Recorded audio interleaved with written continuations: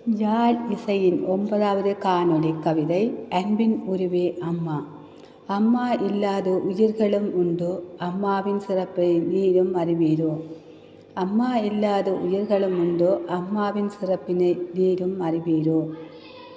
கருவாக உருவாக உயிர் கொடுத்து உணவளித்து உணர்வு கொடுத்து உருவாக்கி உருவான முதலாய் கண்ணின காத்திடுவாள்.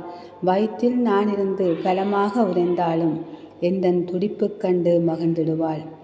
பிரசவ வழியிலும் பக்குவமாய் என்றெடுத்து உதிரத்தை பாலாய் சுரந்து ஊட்டிடுவாள்.